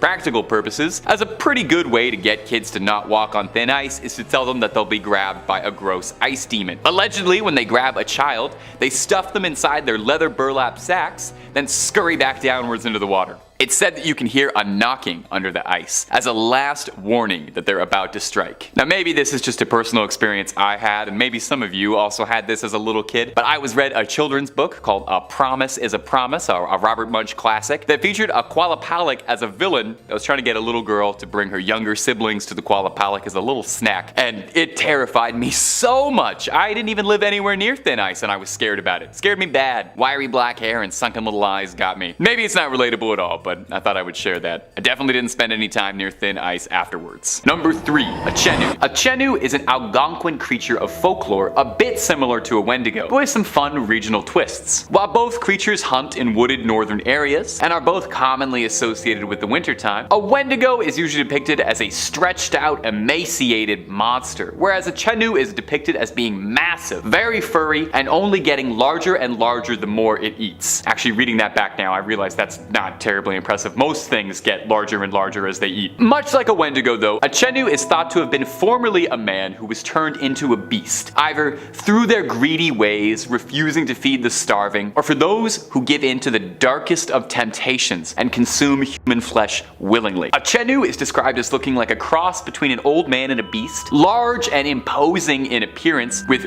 big chunks of their own flesh missing, possibly self-inflicted. They cover themselves in the forest, hiding themselves with leaves, bark, snow, pine needles, until they look like a horrible lint roller of the woods that walks upright. Interestingly, unlike a Wendigo, it's thought that the process of turning into a Chenu can actually be reversed. There's some good news. In some folk tales, the way to cure a Chenu is a special medicine that can cause them to vomit up their frozen heart and vomit up the flesh that they've consumed, causing the afflicted to revert back to their human form in a sight that is no doubt disgusting for everybody. But if this isn't possible, if you don't have this medicine on hand, or it's just not feasible to trick a Chenu, you can also get it to eat salt, which will apparently melt it from the inside. Poor Chenu. You're forced to live a tormented existence as a snow monster, isolated from your former friends, doomed to hunt on your former species, consuming only the darkest meat available, and you can't even order a little bit of salt for your dinner, eating a totally flavorless diet. I got nothing but sympathy for you, Chenu. Number 3, Kamatichi. I think it's really fascinating what each culture's cryptids look like, you know? Each culture creates cryptids and they all put their fun little spins on it, and whenever I get to make these videos, I learn all sorts of really cool mythological stuff that I'd never heard of before, and I sincerely hope you get that out of these videos too. I'd never heard of this next one, the Kamatichi, but I am obsessed with it now. Coming to us from Japan, this yokai, which is like a Japanese type of demon, appears like a weasel except with razor-sharp, sickle-like claws, like a real-life Sneasel from Pokemon. I'm actually amazed there's no Pokemon directly based on a Kamatichi. They seem like perfect for it. They have spiny fur, similar to a hedgehog, like prickly little needles, but they bark like a dog, and their claws could not be any sharper, and they're sickle-shaped. And also, a lot of depictions of them are downright adorable. These funny little creatures are extremely lightweight and have learned how to ride the currents of the wind to travel. They honestly sound kind of like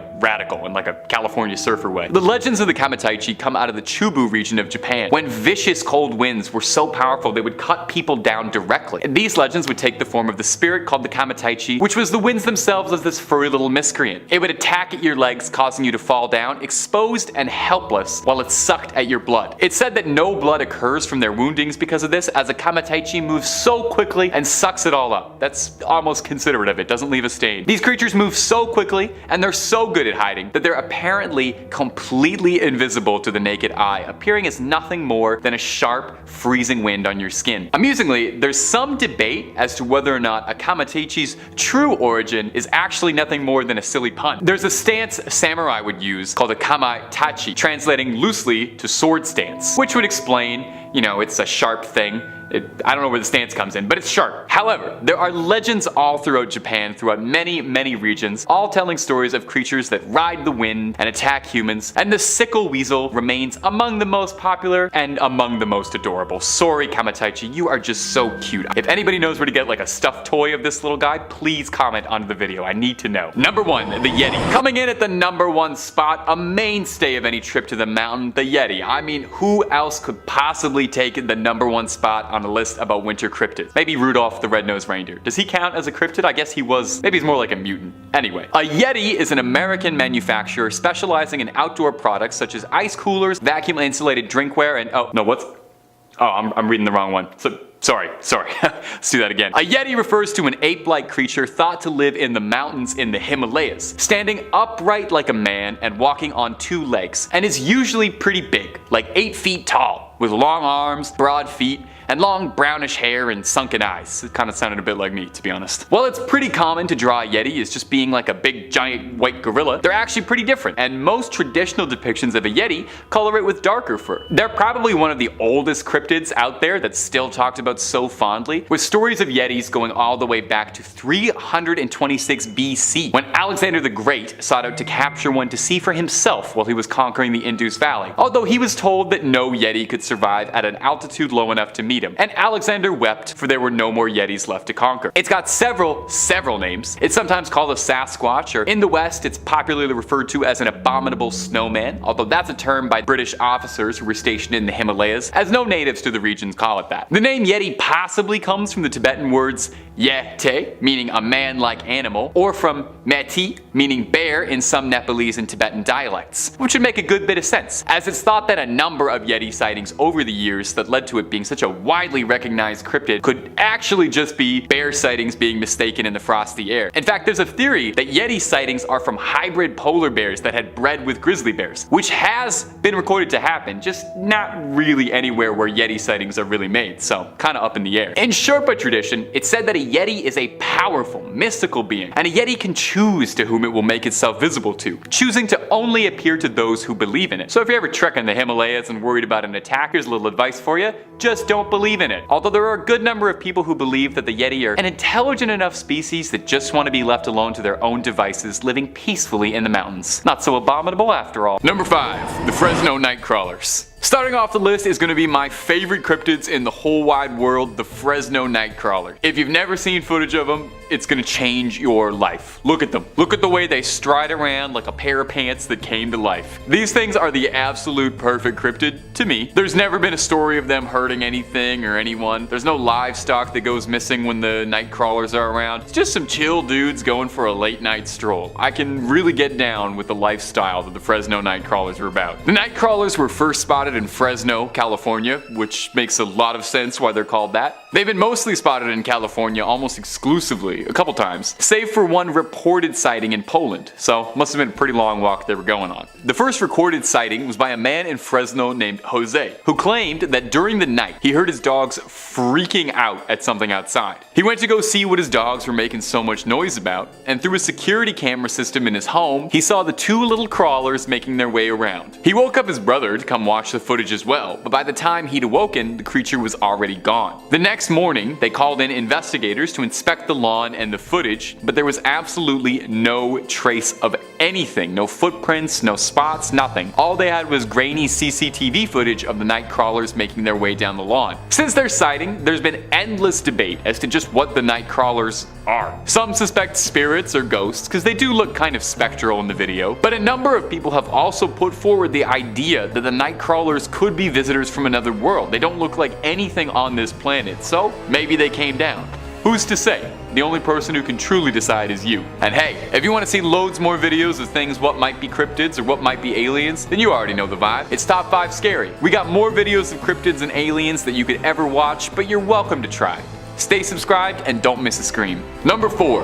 The Enfield Horror. The Enfield Horror is a pretty notable cryptid in American history, and it gets its name from a small string of sightings when it terrorized the town of Enfield, Illinois. The creature has been described as a small, goblin-esque being. Oh, you know how I feel about goblins. It doesn't really resemble any living animals on this planet that it could very easily be described as. It's reported as having 3 legs and leathery skin and moving in a vaguely monkey-esque way compared to a baboon hopping around. So the first time the Enfield Horror was ever spotted, it was in 1973 by one Henry McDaniel. He and his wife had been out that night and were returning home and were greeted by their children. The kids had told their father that there was something they'd seen outside that was trying to get inside the house by scratching on the door. Mr. McDaniel initially assumed it was probably just a cat or a dog, but later on during the night, that peculiar scratching came back again at the front door. He went out to shoo the animal away and was shocked at what he saw. He described to police that it had 3 legs on it, a short body, 2 little short arms, and 2 pink eyes as big as flashlights. It stood 4.5 feet tall and was grayish colored, and it was trying to get into their house. McDaniel saw this weird little thing and thought best to rid the world of it and fired at it. He claims he struck the creature, telling police that, "When I fired that first shot, I know I hit." He says the creature hissed at him, claiming that it sounded like a wildcat hissing, and then proceeded to bound away in long leaps across the yard. The next day, police were alerted to the story and sent over to investigate the yard as to what happened. They didn't find much, but they did find 3-footed tracks throughout the yard. So just what on earth was the Enfield Horror? Or is that the operative word? Was it of this earth? Could it have been some animal that had lost a leg and was injured limping around? Or is it something that had slipped out of an enclosure from a UFO and was hopping around our planet looking for a new meal? Number 3. Kamakiri. Something I really like about reading about Japanese yokai and their mythological monsters when you read about a bunch of them is that they tend to kind of fall into 2 categories, you know? It's either the most terrifying thing I have ever heard in my life, a story of a malevolent spirit that's been wronged and will haunt you and do something unspeakable for a painful death, or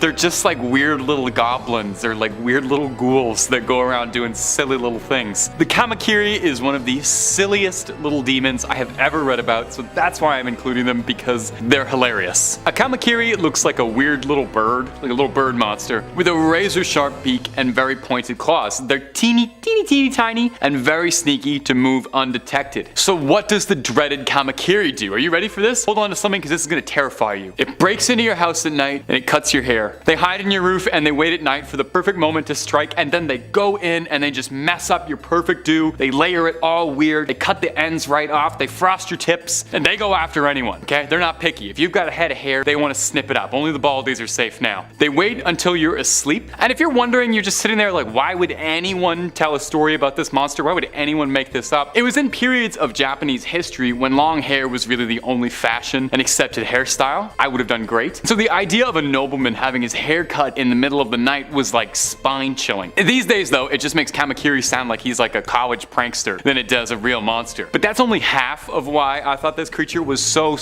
funny. Aside from the split end touch-ups, a Kamakiri cutting your hair is said to be a sign that the victim is about to unknowingly marry a yokai. Shapeshifters like Yorogumo or Kitsune can trick young men into marriage. So the Kamakiri steps in and he cuts your hair to let you know you might accidentally end up marrying a demon spider shapeshifter woman. And I just got paid to say that sentence out loud. We made it, ma. Kamakiri, you might win the top 5 scary award for one of the funniest cryptids we've ever talked about on the channel. A solid number 2 compared to my true favorite, Akaname, the demon that comes into your bathroom and eats waste, which I guess would make him number 2. That's the rudest joke I'll ever tell on this channel. I'm so sorry. You guys can cut that if you want. Okay, moving on. Number 2, Akamanto. The Akamanto, also known as the Red Cloak, is a masked spirit and may very well be one of the most evil, weird creatures I've ever heard described in folklore, so just wait till you get a load of this. Not like any good folktale, there are some local variations in how Akamanto operates, but the elements that remain consistent across all tales are that the Akamanto preys on you during your most personal moments. You know, he tends to come for kings who sit on a porcelain throne. He visits you in the smallest room in the house. He catches you with your pants down. This demon comes for you when you're on the toilet, if that isn't quite getting across yet. I didn't know how to just say it. The Akamanto then offers you a deadly choice. Pulls a little matrix on you and it asks you to choose between red toilet paper or blue toilet paper. Kind of like that one scene from Squid Games with the guy offering the paper. Actually, a little funny trivia, the creator of Squid Games confirmed this monster is what inspired that scene. So a little symbolism about that you didn't know about before and now you do. Now it's all a trick question, of course. Neither of the toilet papers this ghastly spirit has for you are anything like the Royale kittens. The red paper means you'll find yourself all cut up, leaving behind quite a mess. And the blue option means you'll be left gasping for air, clean but slow and painful. The only way to escape the Akamanto's dreaded game is to tell him you've got enough actually, and thanks for asking, but you're good. No, really, you just have to ignore him. Tell him you're good, or flush quick and hightail it out of there. You know, don't play it smart with him. Don't ask him for purple. Don't ask him for sandpaper. No wise guy answers. He's a toilet paper demon. He doesn't want to hear any of that. It's said that if you mess with him, you mess with the Akamanto, he drags you feet first into the underworld. At least he doesn't flush you. Why did they make that? Why did the backstory behind the toilet paper demon? I do not know. Okay, number 1, Onryo. And our number 1, I went with the Onryo. And Onryo translates almost literally to a vengeful spirit, and in every definition of the words, that statement rings true. They're also sometimes called hatred spirits, because an Onryo is specifically a ghost of someone who is capable of causing grievous harm to the living. Onryo are almost always depicted as women who were wronged in their life. They're not exclusively women, but majority of them are. They were traumatized by their death, and they spend the rest of their days exacting revenge. God forbid women do anything fun, huh? Nameless Nailing down exactly what an onryo is capable of is difficult because there are so many countless interpretations of the vengeful spirit, but just know at home that nothing good ever comes out of crossing an onryo. You can expect things like sleep paralysis, telekinesis, curses, evil magic, like I said, really nothing good. It's worth noting that as part of the legend of an onryo, her vengeance can never be satisfied, no matter how many enemies she fells in her wake. An onryo will go after her lovers, family, whoever she had the most lingering pain for, and after she's done with that, well, she'll just attack indiscriminately. You gotta do something with the day, right? Onryo are a very traditional Japanese story, popping up in a lot of performance art pieces like No, Kabuki, and Rakugo, and they even continue to be the center stage in modern works. Probably the most famous onryo I think most Westerners would know about is Sadako Yamamura from The Ring, otherwise known as Samura if you only saw the American version, and if you have, you gotta fix that at some point for me, okay? An onryo traditionally is described as wearing a white barrio kimono. She's got wild, unkempt, long black hair obscuring her face, and in stage plays with dramatic white and blue paint, so just,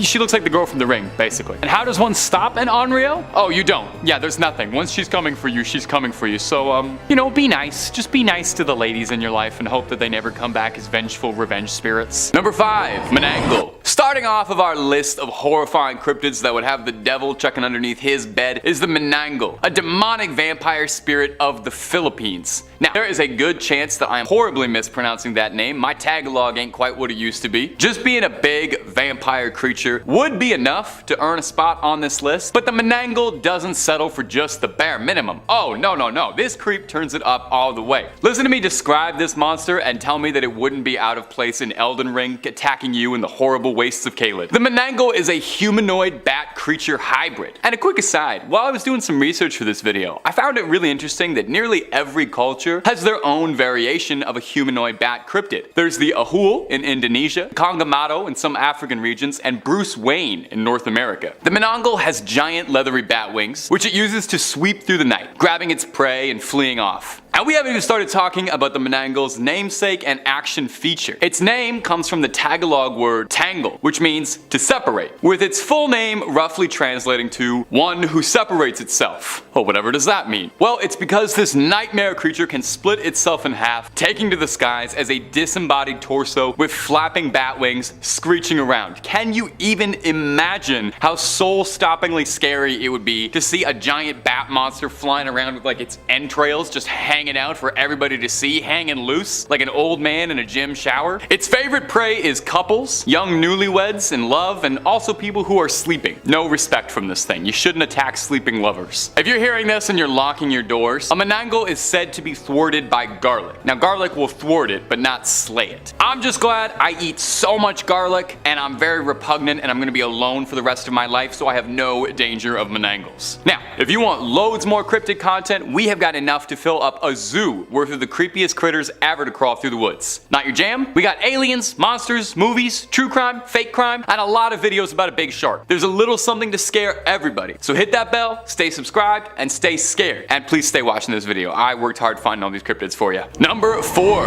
Rougarou. One of you delightful little ghouls in a previous video left a comment suggesting this one for me, and I thank you so much for putting me on the trail of this cryptid. I wouldn't have heard about it before, so shout out to the Phantom Spectator for this one. The Rougarou is a monster of Japanese folklore that's kind of like a succubus, but with a bit more of an arachnid twist. I can't say the name of what Rougarou translates to and stay within YouTube guidelines, but just know that it is extremely funny. I will give you a hint. Oldest profession spider. Ask your parents. Rougarou is considered a yokai, basically a Japanese demon. It's a powerful shapeshifter, maintaining the form of a beautiful young woman to seduce its prey and able to transform into a vicious spider to finish the job off. What's she like to eat? Well, she has more acquired tastes than flies and grasshoppers. The Rougarou likes young, handsome men who are lonely and looking for love. When in her humanoid form, she'll seduce them, invite them back to her lair, and well, you can probably guess how it goes. The folklore behind Rougarou is fascinating. In Edo period Japan, spiders were considered to be mythical creatures with alien abilities, which, I mean, come on, totally reasonable. And it was said that the older a spider gets, the more powerful and potent its abilities would become, kind of like a wizard. A Rougarou is a spider that's lived for hundreds of years to be able to shapeshift, and she doesn't even look a day over 25, not bad. An old folktale tells the story of a woodcutter who fell in love with a woman he met at a waterfall. He visited her every day but grew weaker with each visit. A priest accompanied him one day, and when a spider thread reached out to the woodcutter, the priest yelled, warning the woodcutter that the woman he loved was a dreaded Rougarou. Already ensnared by her spell, he persisted and ran towards the waterfall, where he was entangled in the web and never seen again. Coming in at number 3 is the Chupacabra, one of the most famous cryptids maybe ever in urban folklore. For those somehow not in the know, the Chupacabra is often thought to be a canid-like monster, and is purportedly responsible for disappearances of livestock, predominantly throughout Mexico and the American Southwest, but also propping up in places like Puerto Rico. You know, a Chupacabra has been around whenever you find that your livestock has either gone missing or is found dead with all its blood sucked right out. This is actually where the name comes from. While most depictions of the Chupacabra almost always define it as being a coyote-like creature, albeit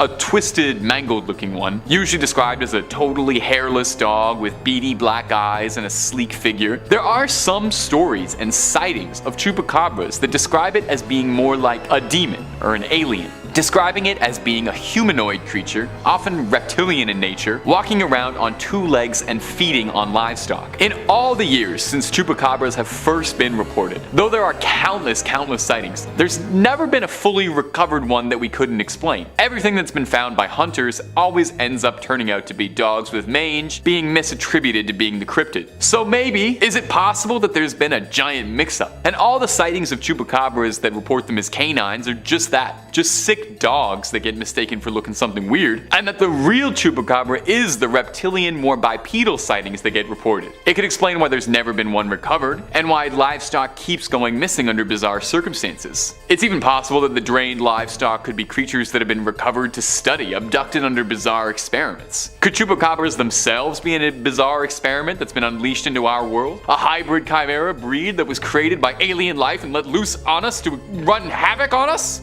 Number 2, the Dover Demon. The Dover Demon looks outright like an alien, maybe more so than anything else on this list. Its description describes it as a pale, naked, leathery creature with a giant watermelon-esque head and no discernible facial features outside of 2 gigantic eyes. Kinda looks like Roger from American Dad. It looks like the exact depiction of a little gray man. The first ever sighting of the Dover Demon was in 1977 in the small town of Dover, Massachusetts. One Bill Bartlett was driving down the road with his friends late at night, until they saw something bizarre creeping along a low wall of loose stones on the side of the road. Initially, Bartlett assumed that it was just a cat, one of the most often mistaken creatures for cryptids. But as the headlights shone on it, he realized it wasn't like anything he had ever seen. The creature slowly looked up to stare at him, and he described it as having peach-colored skin with a rough texture akin to sandpaper. Not long after initially seeing the Dover Demon, it disappeared almost into thin air. The creature vanished. It's been wondered, actually, by cryptozoologists after this sighting if perhaps the creature had some sort of camouflage ability or some sort of transportation ability even. Given the extreme resemblance to little greys, the alien most commonly described as being the ones responsible for most abductions, could it be possible that the Dover Demon was something scouting out, a creature looking out from above the stars? Could that possibly explain why the creature was able to vanish so quickly? Was it just a remarkably sneaky little fella? Or is it possible that it was technologically advanced in some way, or being backed up by someone else who beamed it on back to whatever ship it came from?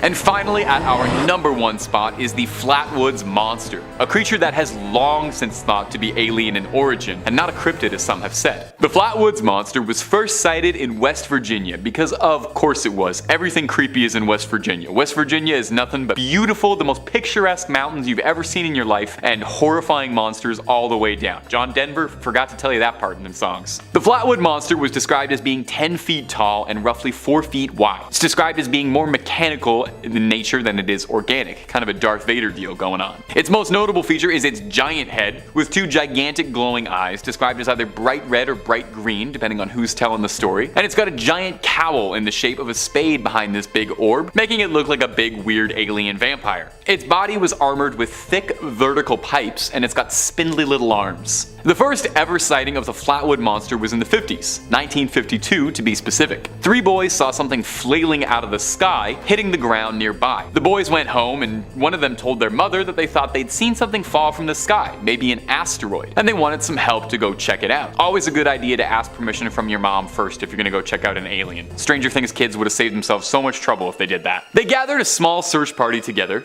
just in case, and the group gathered and sought out the farm where the object landed, and eventually made their way to the top of the hill, where they saw a large ball of fire, and reported smelling some mist that was making their eyes burn. A person in the search party then noticed that there were two bright glowing green eyes that were floating around in the trees, and he flashed his light to unveil what was hiding in the dark. They were then treated to a full view of the Flatwoods Monster in all of its horror. The creature then hissed at them and flew upwards into the night, never to be seen again. Now, over the years, detractors have claimed that the Flatwoods Monster could just have been the darkness playing tricks on people's eyes, and that it could have been just a barn owl obscured by shadow. I definitely kind of see that. I see a similar enough face shape. Barn owls are kind of weird looking, but I feel like the size would be hard to misunderstand. Plus, that doesn't really explain off the mist that was making everyone's eyes burn, or the strange thing that fell from the sky. If you ask me, there's a lot more to say the Flatwoods Monster is an alien than there is to say it's an owl. Number 5. Day trip gone wrong. When in the wilds of Alberta, people are often advised to be aware of the wildlife that might wander into your path and how to deal with it. It is not uncommon for people to see deer, bears, and even the occasional mountain lion. But one creature that they are not warned about in many of the pamphlets is Bigfoot. As this family found out, this is their story as related by their father. There was still some snow in the bush. We were picking dead tamarack and spruce deadfall to take home for making beanpole teepees in our garden. We had our 3 kids with us, aged around 3, 6, and 8 at the time. My wife and I were dragging the dry fall out of the bush and figuring which ones we could work with.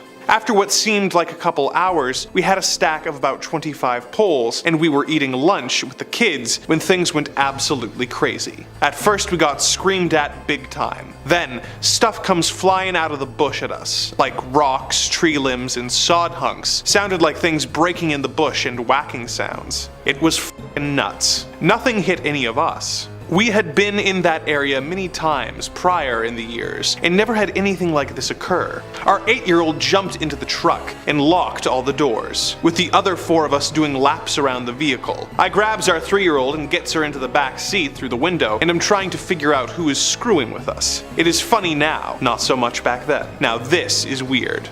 First, whoever or whatever was crawling on all 4s over all the downed timber and old logs, staring right at me as it moved back and forth. From what I could make out, and another 1 or 2 were behind it, also on all 4s, crawling around behind with the closer one that seemed way bigger, one that I could make out, although the bush. These ones were about 15 to 20 feet inside the tree line. We were parked in the ditch off the old lease road. About 30 to 40 feet further into the timber was another 2, or a couple person silhouette we could make out. They were moving through the trees, making animal crazy sounds, big deep volume. We were like, holy crap, no person could do that. No way anyone could belt it out like that. Not a chance. This went on for what seemed a good couple minutes. All of the kids began freaking out and crying inside the vehicle. My wife was standing with me when we were watching this go on, and then started telling me, let's get out of here. And I am trying to get a grip on the shit I am looking at through inside the trees. I don't think I was freaked out by what was happening. I could just not process what I was looking at. I still recall thinking, why are some people trying to scare the crap out of us out here? Number 4. Wycliffe Regional Park. Despite being posted on the Sasquatch Alberta website,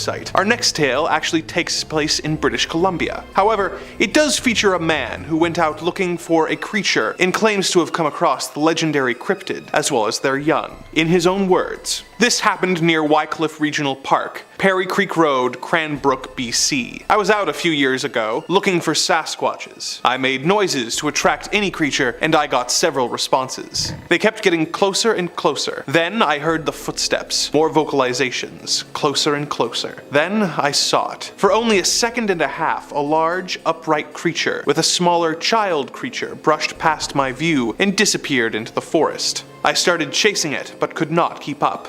Right where I saw it moments before, there were footprints 6 inches into the ground, and hair on trees where they were. I know this sighting is not in Alberta, but pretty close, so I just wanted to let you know about my experience. I did take photos, but they were lost when my old phone broke. I had been there 3 to 5 times before with friends, but we didn't find much evidence until the other time I reported about earlier today. I have not been back there because I am just shocked and kind of terrified of what I saw. I went out there just because I didn't know what was on the dirt road past the Wycliffe Regional Park, and I just wanted to know what I would find back there. Number 5. Snow Wasset. Coming up first on our list of icy cold little critters is the Snow Wasset, a fearsome legless little cryptid and a local one to boot, so I had to include it. Anything that comes from the greater Canada area is a big deal for me. It winters by the Great Lakes and the Hudson Bay, and in the rest of the year crawls up to Newfoundland and Labrador. Totally the wrong time of year, buddy. You gotta go to Newfoundland in the winter for Jake's dinner. Anyway, a Snow Wasset is like a weasel. It's a long, furry creature, except it has no legs. Except in the summertime, where it does have legs and also turns green. If I was a biologist, I would love to get my hands on this thing and figure that out. That particular part of the lore of this creature is really fascinating to me. Why would a creature shed its legs like baby teeth? What cruel joke of evolution is that? It's like a mammal sandworm. Anyway, I gotta move on. When it's in its legless, winterized form, it burrows deep beneath the snow and ambushes its prey by surprise and drags them into the frozen underground. Absolutely horrifying. A frozen, legless, furry little snake is not pleasant by any definition. A wasset is said to be 4 times as large as a wolverine and 40 times as hungry, requiring a vast amount of meat to keep it sustained. Doesn't shed enough calories shedding those legs. I'm sorry, I don't know why I'm so hung up about this, my ghouls, but I am.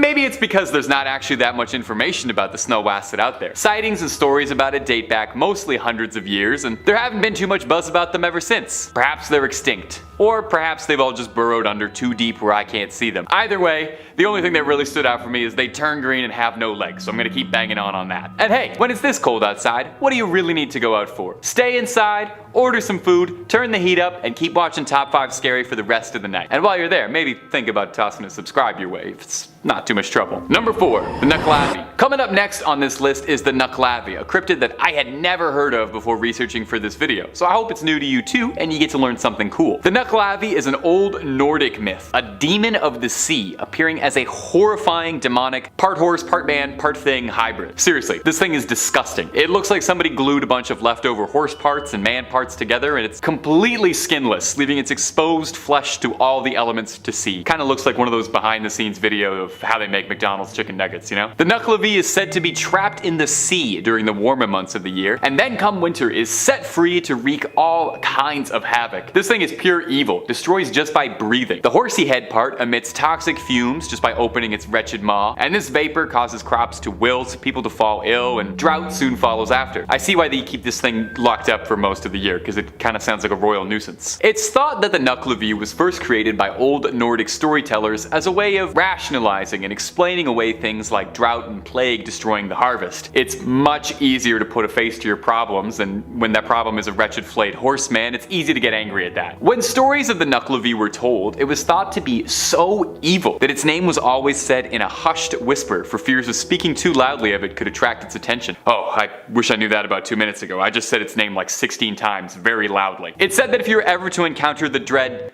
Nucklavi, to find the nearest fresh body of water. This sickly creature of the sea is deathly afraid of fresh water, I guess. You'd think a creature with all that skin exposed wouldn't like salt water or the cold, but hey, there you go. To each their own. You do you, terrifying skinless monster horseman. Number 3, Medicine Hat. Next, we have a tale from a man who saw Bigfoot as a child without ever being aware what a Sasquatch even was until this encounter. However, this experience with the legendary creature left quite an impression on the man, who can still recall the event in great detail, even all these years later. As he put it, I first started reading about Sasquatches in 1972 after my first encounter. I was born in Calgary, and about once a month we would go to Banff, Kananaskis, or Bragg Creek to go camping. I got used to seeing bats and other wildlife at a young age. On the last weekend of August 1972, we went to Medicine Hat to visit friends. On Saturday the 26th, we went to have a picnic around 10:30 a.m. in Strathcona Park. We started a fire and then went down to the South Saskatchewan River to swim and play in the water. It was sunny and warm with no wind. At about 1 p.m., it was decided that we would make our way down the winding path to our campsite, which was about 150 yards yards away. Eager to get a hot dog on a stick, I ran ahead of everyone else, about 75 yards down the path. I was jogging when I suddenly smelled a strong odor. I stopped, and it smelled like a freshly washed dog that had rolled around in garbage for a week. I heard a light rustle to the right, and as I turned to look, I saw a large black and red furred back of something facing away from me to the west. I could hear the creak about 30 yards ahead of the creature I was looking at. Its butt was a couple inches off the ground. It was hunched forward at some Saskatoon bushes, and it had a cone-shaped head that seemed to be sitting on its shoulders. It was about 4 feet wide at the shoulders and about 5 feet high. It made no sound or movement, but when I thought to myself, what am I looking at? I was answered by a thought of, you don't see me, I'm not here. I wondered what I was looking at again, and again I got the same response. Suddenly it quietly muttered a chattering sound, and when I heard it, the thought of get out of here now entered my head. Without hesitation, I started running towards the campsite, and as I did, I could hear a heavy thump, thump, thump sound running towards the creek,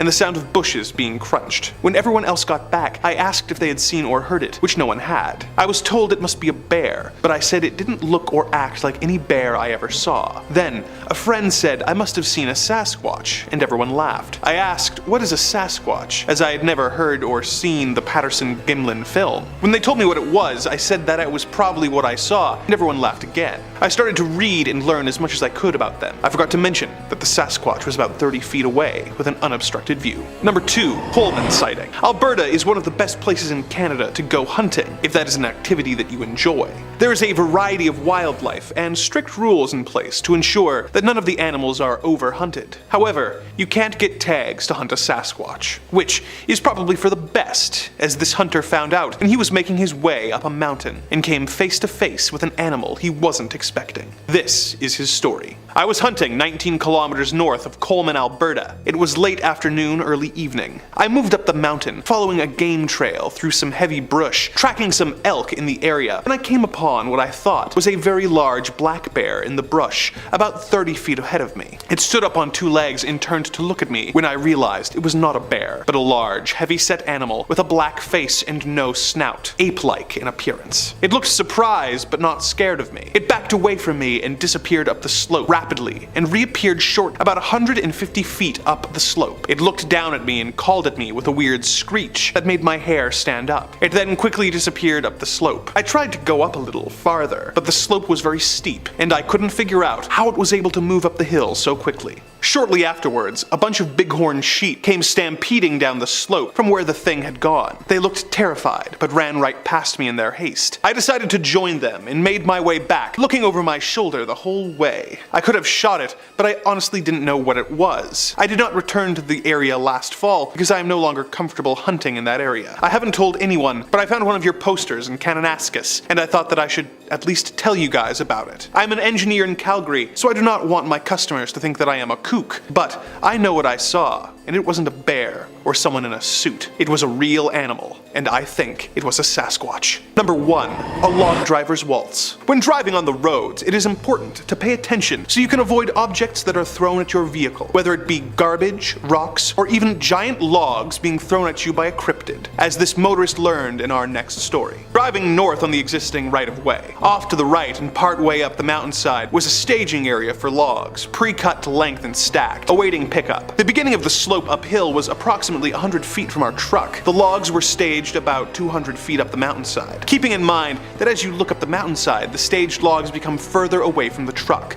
left of center. These logs weren't overly large in diameter, but I would estimate them at 8 to 12 inches. The vehicle was traveling at roughly 15 kilometers an hour. The weather was slightly overcast with a light mist of rain. Out of the corner of my eye, I saw a log descending from the staging area to my right and being propelled towards us and the truck, passing through the air in front of us and landing off to the left, only feet from us as we passed by. The log appeared to be launched as opposed to falling off the stack. It would be impossible to fly through the air in the distance it did without some momentum behind it. At this point, I accelerated and removed myself as quickly as possible from the area. Not knowing if this is a hot spot for sightings or not, most likely this just becomes another story without verification. I cannot state that this would be a Sasquatch or Bigfoot incident, but I know of nothing else that could possibly throw a log and project it at my vehicle from that that distance. The added elevation could make it possible for the log to travel that distance. I have made mention of this incident to other organizations in the past, but did not follow up with any requests. Today, I am retired to verify the elevations and distance of which I am referring. I should also mention that the log flew through the air like a spear. It did not tumble end over end.